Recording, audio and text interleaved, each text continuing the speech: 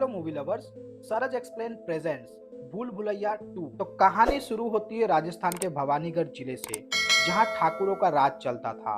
यहीं के ठाकुर थे विजेंद्र सिंह। अपने बिजनेस के अकाउंट्स को संभालने के लिए उन्होंने कलकत्ता से एक मुनीम को बुलाया था, जिसका नाम था देवांशु चैटर्जी। उनकी दो बेटी थी, अंजुलिका और मंजुलिका। देवांशु अपनी बेटियों को संगीत और नृत्य भी सिखाता था। अंजुलिका ने सभी चीजों को अच्छे से सीख लिया था, इसलिए वो अपने पिता की चहेती बन जाती है। लेकिन इस बात से मंजुलिका को बहुत जलन होती है और धीरे धीरे ये जलन नफरत में बदल गई। वो काला जादू सीखने लगी। एक दिन उसके पिता मंजुलिका को तांत्रिकों के साथ देख लेते हैं और उसे खूब डांटते हैं। देवांशु को लगता है कि मंजुलिका अभी छोटी है, वो सुधर जाएगी, लेकिन वो नहीं बदलती। वो काले जादू में एक्सपर्ट बन जाती है। फिर जब वो दोनों बड़ी हो जाती हैं, तो विजेंद्र सिंह के बेटे उदय ठाकुर को अंजुलिका से प्यार हो जाता है। इधर मंजुलिका भी उदय को पसंद करती थी। फिर जब अंजुलिका और उदय की शादी की बात चलती है, तो मंजुलिका को बहुत ज्यादा गुस्सा आता है। जब उदय और अंजुलिका की शादी हो रही थी, तो वो अंजुलिका की बाल और उसके कपड़े का एक टुकड़ा चुरा लेती है, ताकि वो उस पर काला जादू कर सके। जब वो काला जादू कर रही थी, तो उसके पिता ये देखकर उसे रोकने की कोशिश करते हैं, पर वो अपने पिता को मार डालती है और अंजुलिका को मारने के लिए हवेली पर जाती है। यहाँ दोनों बहनें आपस में लड़ते हैं। उदय उन्हें रोकने की कोशिश करता है। मंजुलिका उदय को मारने लगती है, तो अंजुलिका अपने पति को बचाने के लिए मंजुलिका को मार डालती है। उस दिन के बाद से मंजुलिका की आत्मा उस हवेली में भटक रही थी और एक रात वो उदय को छत से फेंककर उसे अपाहिज बना देती है और ठाकुर खानदान के कई लोगों को मार डालती है। इसलिए विजेंद्र सिंह उससे पीछा छुड़ाने के लिए एक तांत्रिक को बुलाते हैं, लेकिन वो आत्मा बहुत ही ज्यादा शक्तिशाली थी। इसलिए वो तांत्रिक उसकी आत्मा को उसी हवेली में बंद कर देता है और दरवाजे पर मंत्र पढ़कर एक त्रिशूल लगा देता है।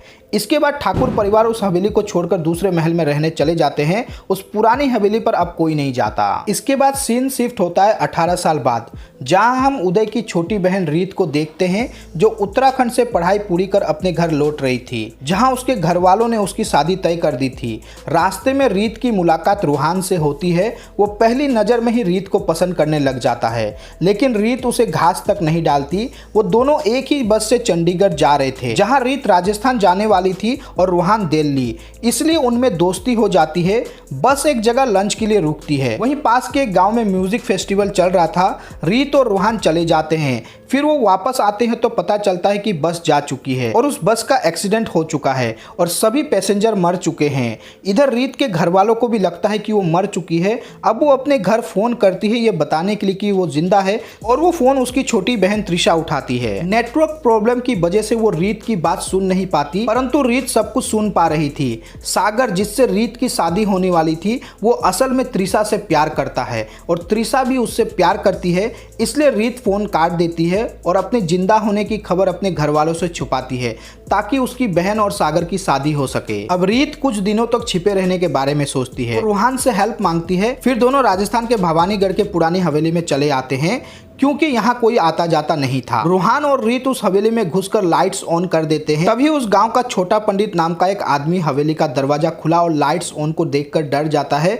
वो ये बात जाकर ठाकुर परिवार को बता देता है। ठाकुर विजेंद्र सिंह कई लोगों के साथ वहां आते हैं, जिन्हें देखकर रीत छिप जाती है, लेकिन वे लोग रूहान को देख लेते हैं। तब रूहान उन्हें झूठ कहता है कि रीत की आत्मा उसे वहां लेकर आई है। वो कहता है कि मैं मरे हुए लोगों को देख और सुन सकता हूँ। रीत अपनी आखिरी इच्छा पूरी करने के लिए मुझे यहाँ लाई है। पहले तो उसकी बात पर कोई यकीन नहीं करता, लेकिन जब वो रीत के बारे में कुछ बातें बताता है तो सब यकीन कर लेते हैं। वो कहता है कि रीत की आखिरी इच्छा है कि उसका पूरा परिवार इस पुरानी हवेली में रहे, ताकि उसकी आत्मा को मुक्ति मिल सके। ये सुनकर ठाकुर राजी हो जाते हैं और वे लोग वहाँ शिफ्ट हो जाते हैं और रूहान को भी एक कमरा दिया जाता है और रीत भी उसी कमरे में छिपकर रहती है। रीत को लगता है कि अगर रूहान उसके परिवार को यहाँ रुकने के लिए मना सकता है, तो वो सागर और त्रिशा की शादी के लिए भी उन्हें मना सकता है, और ऐसा ही होता है। फिर शुरू होती है त्रिशा और सागर की शादी की तैयारी। इस दौरान रूहान की आत्माओं से बात करने की खबर गांव में फैल जाती है और वो रू बाबा के नाम से फेमस हो जाता है, जिससे छोटे पंडित और बड़े पंडित जो लोगों को भूत प्रेत का डर दिखाकर पैसे कमाते थे, उनका धंधा बंद हो जाता है। उधर रीत बहुत दिनों से हवेली के बाहर नहीं निकली थी, इसलिए वो एक रात रूहान के साथ बाहर निकलती है। तब छोटा पंडित उसे देख लेता है और रीत के पिता को इन्फॉर्म कर देता है कि वो जिंदा है। फिर पूरे घर में रीत को ढूंढना चालू कर देते हैं। पकड़े जाने के डर से रीत मंजुलिका के कमरे में जाकर छिप जाती है।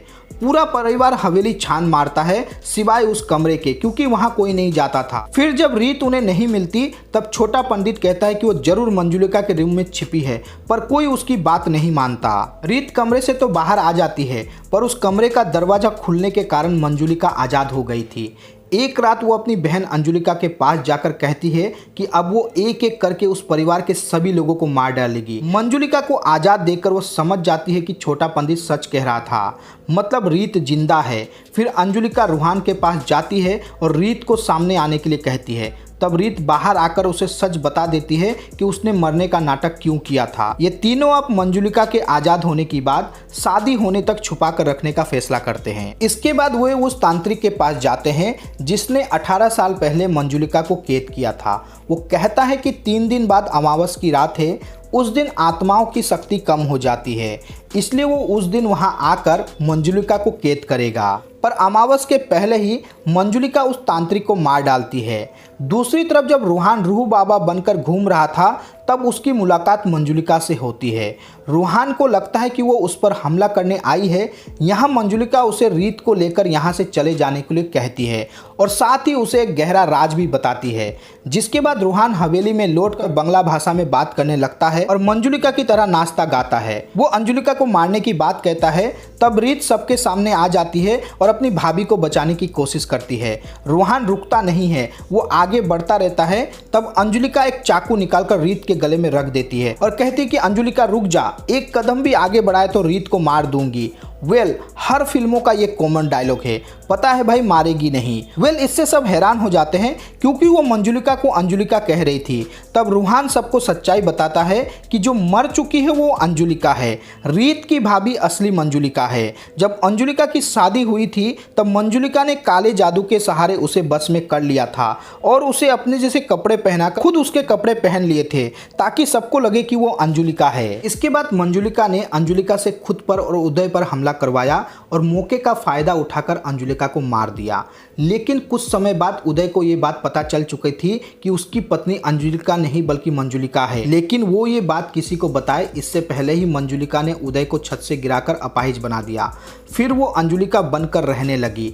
इसके बाद आज तक उसका राज जिन्हें भी पता चला उसे मंजुलिका ने मार डाला और इल्जाम लगता है नकली मंजुलिका पर। अंजुलिका अपनी बहन की सच्चाई सामने लाकर मंजुलिका को एक्सपोज करना चाहती थी, इसलिए उसने रूहान को अपनी सारी सच्चाई बताई। इसके बाद अंजुलिका अपने परिवार से मिलती है और विजेंद्र सिंह से कहती कि वो रीत को माफ कर दे क्योंकि उसके झूठ के वजह से ही आज सच्चाई सबके सामने बाहर आई है। फिर अंजुलिका मंजुलिका को पीटती है और जिस कमरे में वो कैद थी वहां उसे ले जाती है और उसे मार देती है। तो दोस्तों ये थी भूल भुलैया 2 मूवी की एक्सप्लेनेशन वीडियो अच्छी लगी हो तो वीडियो को एक लाइक और चैनल को सब्सक्राइब जरूर करें।